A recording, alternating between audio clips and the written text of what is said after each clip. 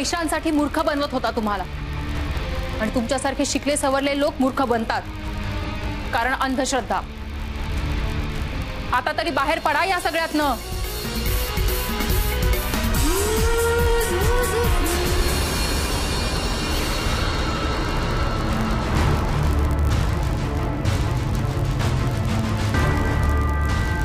रश्मी, अगं मला काय माहित हे असं असेल। अगं मी किती ऐकलं होतं या बाबाबद्दल।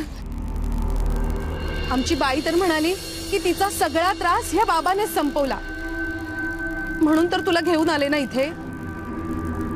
रश्मी, आपण एक काम करूया, आपण तिच्याकडे जाऊया। चल बघूया ना कोणी खरा मांत्रिक मिळतोय का। रश्मी, अगं तुझ्यासोबत जे काही घडतंय ना त्याचं कारण आणि उपाय दोन्ही एकच आहे, जादूटोणा। रश्मी, ए रश्मी, ऐकतेस ना मी काय बोलते ते? आत्या, मला आता कुठेही जायचं नाहीये, मी घरी जाते आता। हा अगं पण असं करून कसं चालेल? आत्या प्लीज, मला काय वाटतं तुम्ही सुद्धा घरी जा, आपण नंतर बोलूया। हा अगं पण बरं एक काम करते, मी तुला सोडते आणि मग मी घरी जाते। चल आत्या, मी एकटी जाईन घरी, प्लीज। रिक्षा, रिक्षा,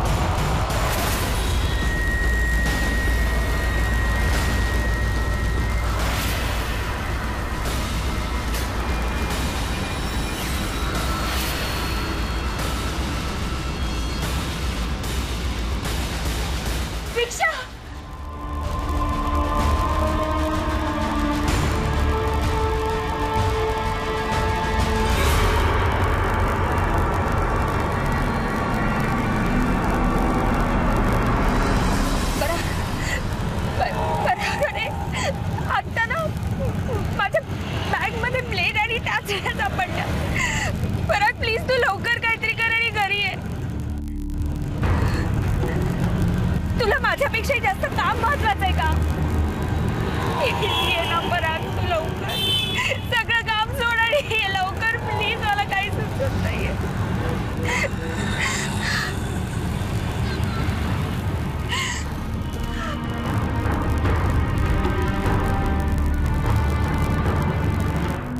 हळू हो, झालंय झालंय झालंय झालंय, असंच ठेव।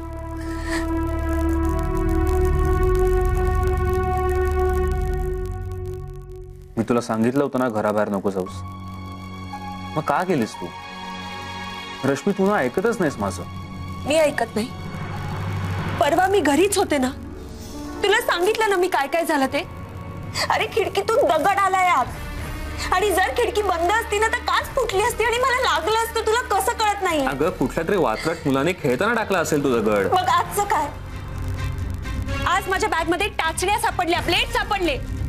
एखाद दुसरा ब्लेड तू ठेवला असशील ना। माझ्या पर्स मध्ये फक्त एखाद दुसरा ब्लेड नव्हता। तुला माझ्यावर विश्वास नाही? मी तुला ती बॅग दाखवते, मग तुला काय? रश्मी, हे बघ, ऐक। नाही नाही नाही, तू बघ, हे बघ। एक मिनिट, ऑफिस मध्ये फोन आहे। हा बोल चंदू। हो, हे बघ मी पोचतोच आहे, प्लीज प्लीज सांभाळून घे ना। हो पोचतोय मी, हो हो लगेच येतो। हो रश्मी, प्लीज समजून घे मला। दरवेळेला असं ऑफिसचं काम अर्धवट टाकून मला नाही येता येणार घरी। अगं आशाने नोकरी जाईल माझी। तुला माझ्यापेक्षा जास्त नोकरी महत्वाची आहे परा। हे बघ असं काही नाहीये, तुझ्या बाबतीत असे सगळे प्रकार घडत होते म्हणून तू नोकरी सोडलीस। आता उद्या माझी नोकरी गेली तर काय करायचं आपण? काय खायचं? आणि हा फ्लॅट सुद्धा कंपनीचा आहे. सांग ना, खरंच उद्या माझी नोकरी गेली तर कुठं जायचं आपण? गावी? आणि आई बाबांना काय सांगायचं? रश्मी, अगं त्यांची जबाबदारी सुद्धा माझ्यावरतीच आहे. तू प्लीज समजून घे. आता मी चिंदूला सांगितलं की माझं काम सांभाळ. त्या बॉसला कळलं ना तर सॉलिड वैताग येईल. हे बघ, ऐक, मी आत्याला फोन केलाय, ती येते इकडे, आणि तोपर्यंत तुझ्या सोबतीला शेजारच्या काकू येत आहेत. ओके?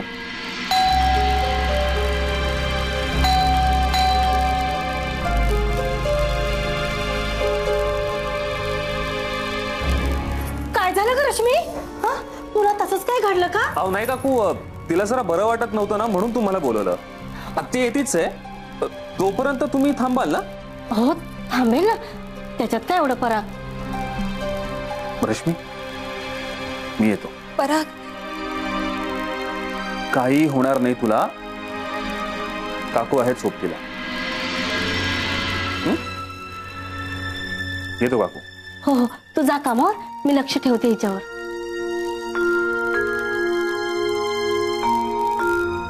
काय झालं ग रश्मी? तुला तसंच काय झालं ना? सांग ना. अगं बोल ना. काय अय्या, हे काय तुझ्या हाताला काय झालं? हे काय? घरी गेले मिस्टर पराग? कशासाठी? कोणाला विचारून?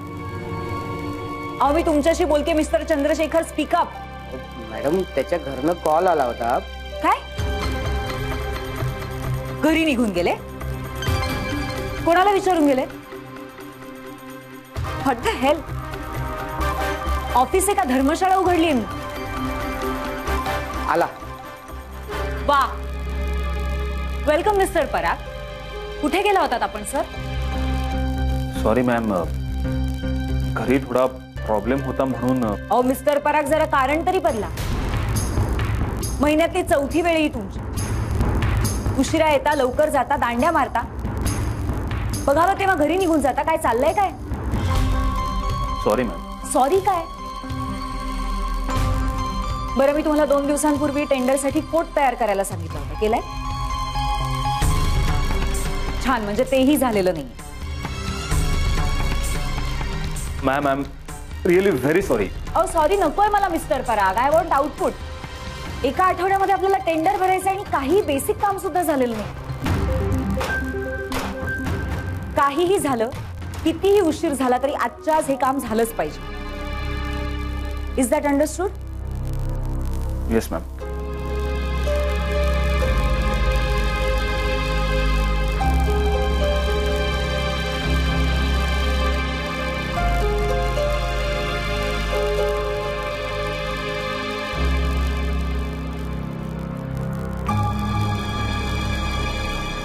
हिटलर रे बाई. अरे बाबा, अरे काय झालं आज? या वेळेला तिच्या पर्समध्ये ब्लेड्स, काचा, टाचण्या होत्या. काय? मग पोलिसात गेलास? अरे पोलिसात जाऊन तरी काय उपयोग आहे? इतके दिवस पोलीस प्रोटेक्शन ठेवलं होतं, तेव्हा काही घडलं नाही. आता पोलीस प्रोटेक्शन काढलं तर पुन्हा तो प्रकार सुरू झाला. आणि मला सांग, मला दररोज पोलीस प्रोटेक्शन ठेवायला जमणार आहे का? परवडणार आहे का? हे बाबा, तू आधी त्या टेंडरचं काय ते निपून. हा,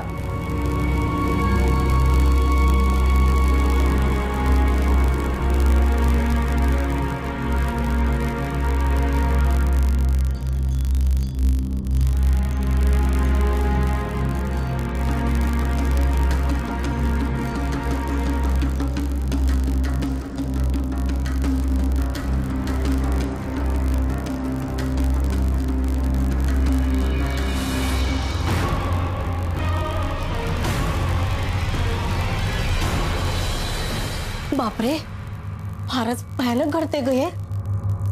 तुला सांगते रश्मी, तू घाबरशील म्हणून कधी काय तुला बोलले नाही, पण तुझ्या ह्या फ्लॅट मधून बाईच्या रडण्याचा आवाज येतो ग. कसा सांगू?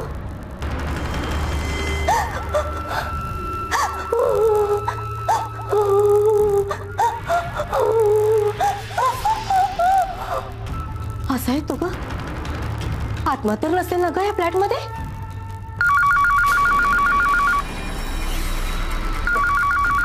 अगं फोन घे, फोन वाजतोय तुझा. कधी कधी ब्लँक कॉल्स पण येतात.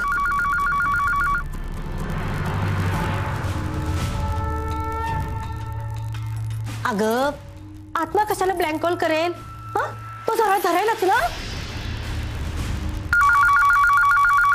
अगं फोन घे, परत वाजतोय फोन.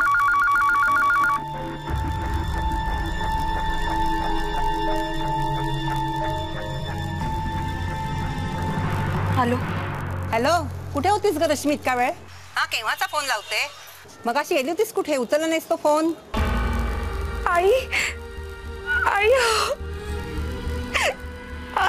अगं रश्मी रडतेस का? सासूबाईंचा फोन आहे का? दे मी बोलते. हॅलो, हा रश्मीच्या सासूबाई ना? नमस्कार, मी काकू बोलते. का रडते का ती? काय झालं तिला? पर्समध्ये ब्लेडचे तुकडे, टाचण्या, चाकूसुऱ्या सापडल्या हो. घाबरले हो पर. परागला फोन केला तसाच धावत आला हो बिचारा. खूप घाबरली होती. हो का? द्या तिला बघू फोन. हे घे बाई रश्मी, तुझ्या सासूला तुझ्याशीच बोलायचंय. हॅलो आई. हे काय चाललंय रश्मी? वेळ लागलाय का तुला? आई मी खरंच सांगते. स्वतः आधी वेंधळ्यासारखं वागायचं आणि मग परागला बोलवायचं. स्वतःची नोकरी सोडलीस, परागची नोकरी गेली तर दोन्ही घरं चालवायची कशी? आणि हो, परागला म्हणावं आपल्या गावच्या घराचं छप्पर कोसळायला आलंय तर ते पावसाळ्याआधी दुरुस्त करून घ्यायला हवंय. तेवढा मला निरोप दे त्याला. त्यासाठीच फोन केला होता. ठेवते मी आता.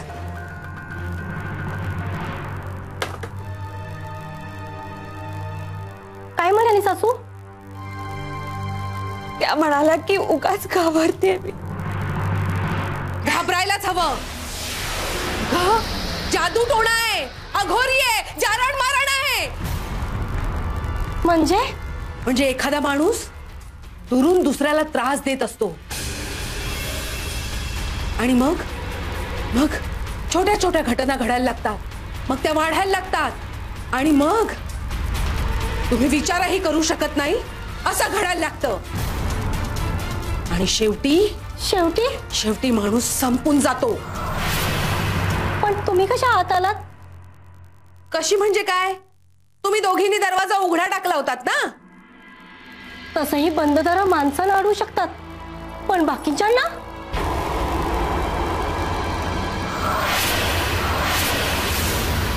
याप्रमाणे टेंडर भरायचं असं म्हणणं आहे तुमचं? अहो दिवाळं निघेल आपल्या कंपनीचं. मार्केटमध्ये प्राइस रेट्स बदललेत, एलबीटी आणि टॅक्सेशनचे जीआर आले, त्याचा रेफरन्सही नाही याच्यामध्ये. लक्ष कुठे आहे तुमचं? इतका वेळ थांबून मी तुमच्या रिपोर्टची वाट बघत होते आणि तुम्ही मला काय दिलं? दिस गार्बेज. काय प्रॉब्लेम काय आहे मिस्टर पराग? सॉरी मॅम, ऍक्च्युली माझी Mrs. Please mister Parag, Mrs गेले काही दिवस मी फक्त इतकंच ऐकतेय. इतकंच जर बायकोचं कौतुक असेल ना तर घरीच बसा तिला सांभाळत. आउट. वेट. बसा. Look mister Parag, I can understand, पण प्रॉब्लेम सगळ्यांनाच असतात ना. आणि प्रत्येक जण असंच वागायला लागला तर कंपनी कशी चालवायची? Ma'am, I am really very sorry. मी आज रात्रभर बसतो आणि याचा नवीन ड्राफ्ट तयार करतो. मी तुम्हाला काय सजेस्ट करते, तुम्ही आता घरी जा आणि उद्या सकाळी पुन्हा लवकर या. नको मॅम, मी आजच रात्री तुम्हाला सबमिट करतो. हो, पुन्हा चुका होतील त्याच्यामध्ये. प्लीज. Okay ma'am.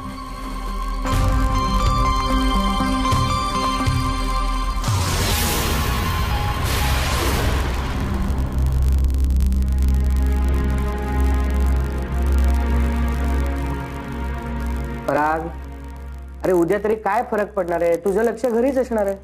मग काय करू आता? 24 तास रश्मीसाठी घरात थांबू का? मी राहिलो असतो. नाही म्हणजे एवढी छान बायको मिळाली तुला, तू काळजी घ्यायला हवीस तिची.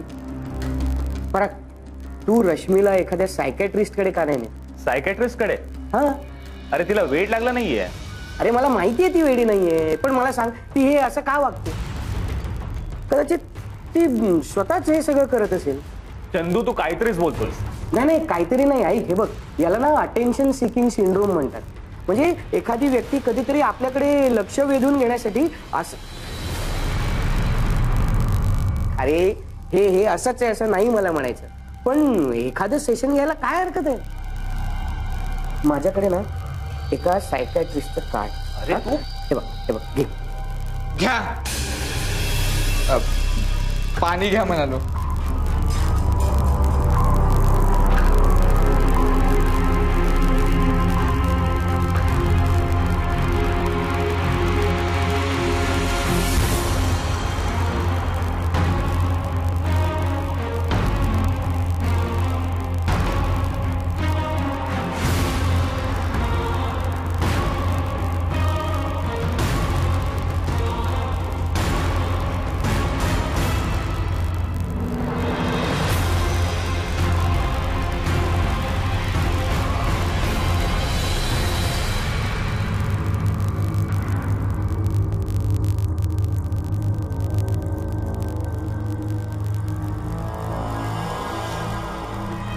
तुला सांगते रश्मी, तुला सांगते रश्मी, जादू तू घाबरशील म्हणून कधी काय तुला बोलले नाही, कधी काय तुला बोलले नाही, कधी काय तुला बोलले नाही.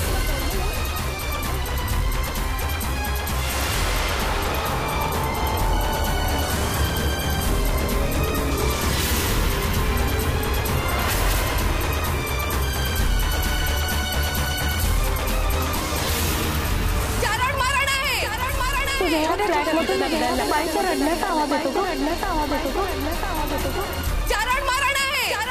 तुझ्या या फ्लॅटमधून निघायला बाईचा रडण्याचा आवाज येतो गं, रडण्याचा आवाज येतो गं, रडण्याचा आवाज येतो गं.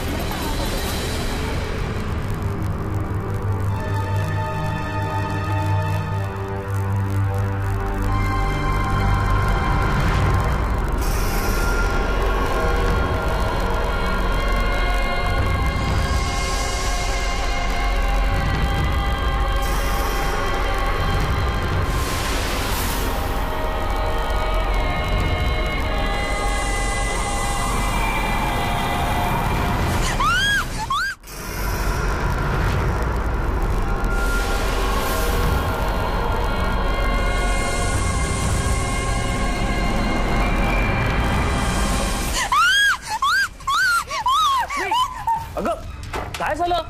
काय झालं? हा? काय झालं? केव्हापासून बेल वाजवतोय मी? दार का नाही उघडलंस तू? तू आत कसा आलास? अरे केव्हापासून बेल वाजवतोय मी, तू दारच उघडत नाहीयेस. शेवटी किल्लीने मला लॅच उघडावं लागलं. तू बेल नाही वाजवलीस, मला ऐकू आलं नसतं का? मग रश्मी, मग मी काय खोटं बोलतोय का? हा, काय चाललंय काय तुझं?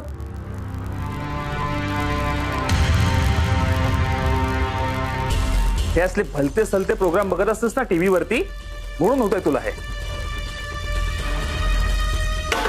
म्हणून बास होतंय तुला हे सगळे, कळलं?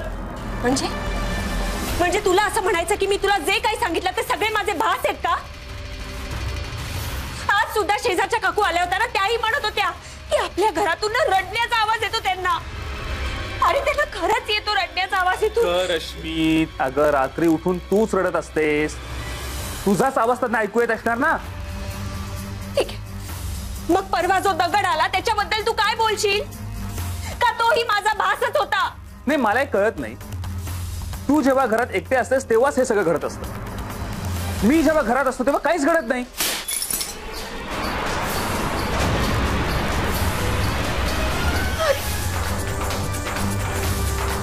कोणीतरी आहे परत तिथे. मी म्हटलं त्याला कोणीतरी आहे तिथे.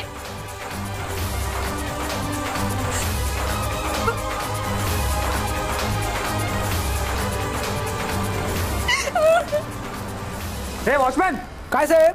दगड कोणी मारला? कोणीच नाही साहेब, मी तर इथेच आहे.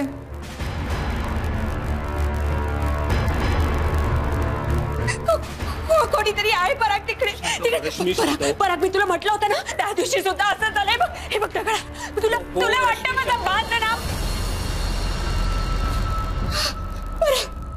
एक सेकंद थांब, मी मेणबत्ती आणतो. ऐक ऐक, अगं तुला काही होणार नाही, मी आहे ना इथे. एक सेकंद थांब.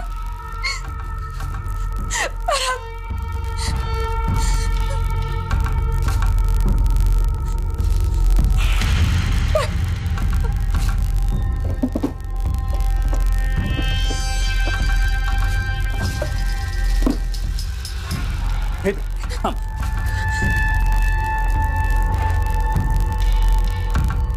शांत हो, शांत हो.